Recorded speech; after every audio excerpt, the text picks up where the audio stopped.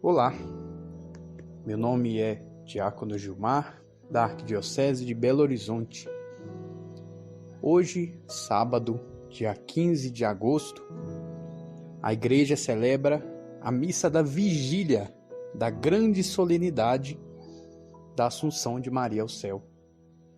Missa da vigília porque a solenidade da Assunção no Brasil é sempre jogada para o domingo mais próximo. A primeira leitura de hoje nos fala de quando Davi trouxe a Arca da Aliança para Jerusalém. A Sagrada Escritura, no Antigo Testamento, tem uma série de figuras, uma série de fatos, uma série de episódios que nos indicam, que nos apontam para o Novo Testamento, para aquilo que iria se realizar. O Antigo Testamento mostra em sombra aquilo que o Novo Testamento mostra claramente. E essa chegada da arca à cidade do Deus Altíssimo, a Jerusalém, o rei Davi faz festa, cantores, danças, orações, faz grandes sacrifícios, grandes atos religiosos. A Arca da Aliança, no Antigo Testamento, foi uma arca mandada construir por Deus.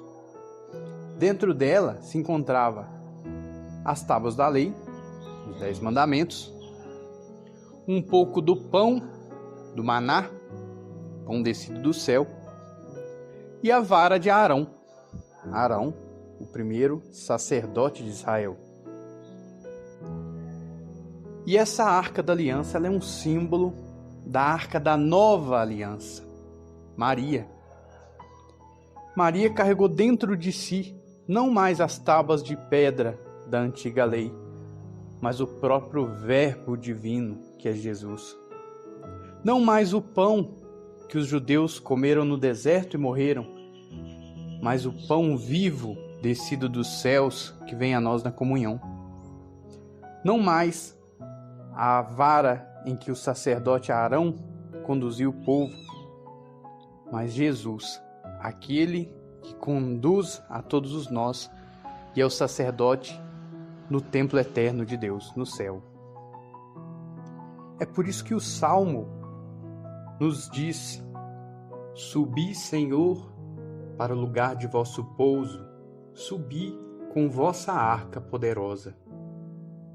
Jesus é esse Senhor que subiu aos céus. O lugar do pouso de Jesus, onde ele repousa a sua cabeça, é o próprio coração do Pai. Mas ele não vai só. Ele leva também a arca da nova aliança. Ele leva também a sua mãe. Nós podemos imaginar, a partir da grande festa, da grande alegria de Davi na primeira leitura, recebendo a arca, com quanto mais alegria o descendente de Davi, Jesus, recebeu Maria no céu, com cantos, com grande alegria, com grande festa, com todos os anjos e santos, com os patriarcas e profetas, louvando a Mãe de Deus. Na segunda leitura dessa missa da vigília, nós temos a primeira carta de São Paulo aos Coríntios, em que ele diz que a morte foi tragada pela vitória. E pergunta: ó morte, onde está a tua vitória?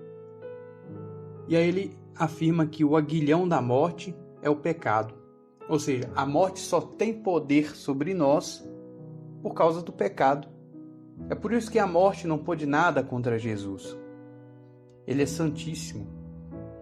Ele é todo santo, ele não teve pecado. E é por isso que a morte não pôde reter Maria. Maria foi a primeira criatura a ir para o céu, a pisar no céu.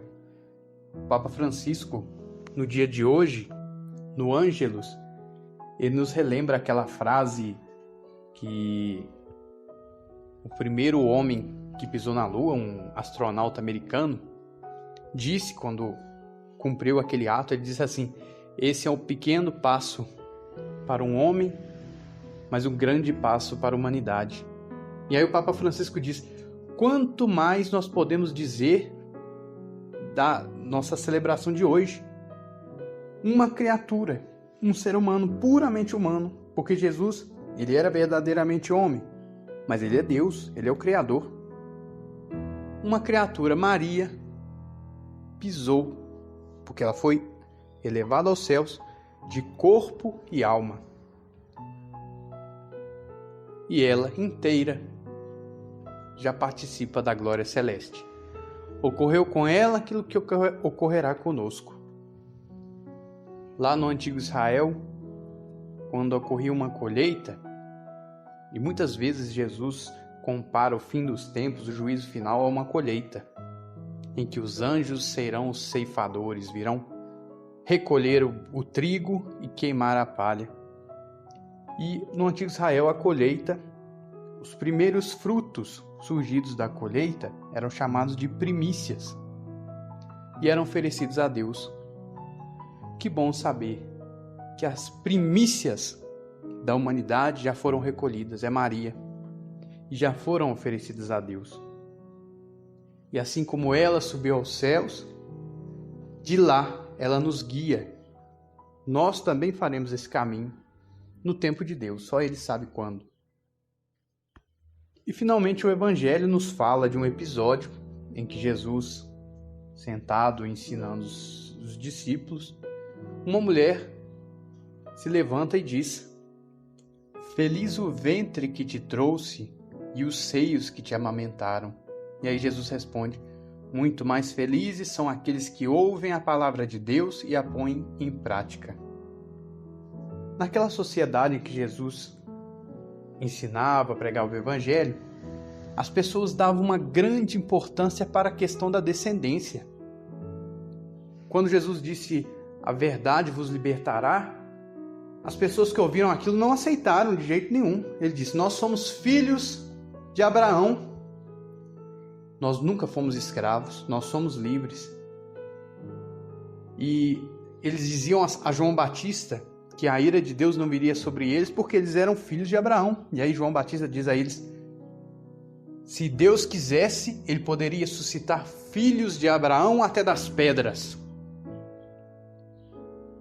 Então o tempo todo aquela gente frisava essa questão da relação de sangue, da relação genética, da relação familiar.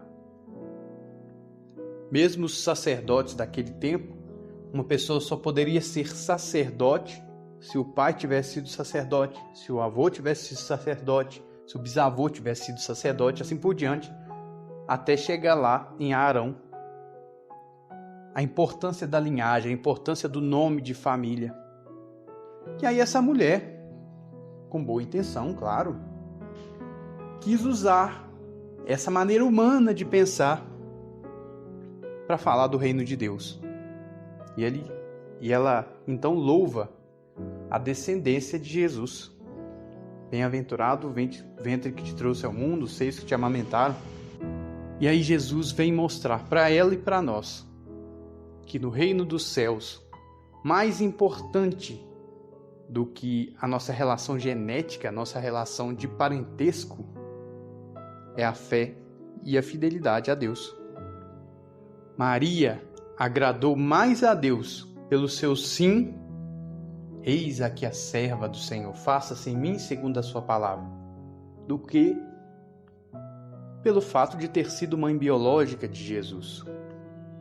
Nós não somos parentes de sangue de Jesus, não pertencemos ao povo de Israel, mas que bom saber que no reino dos céus, o que importa para nós seguirmos esse caminho, que Maria já chegou aonde esse caminho aponta, o importante é ouvir a palavra de Deus e a colocar em prática.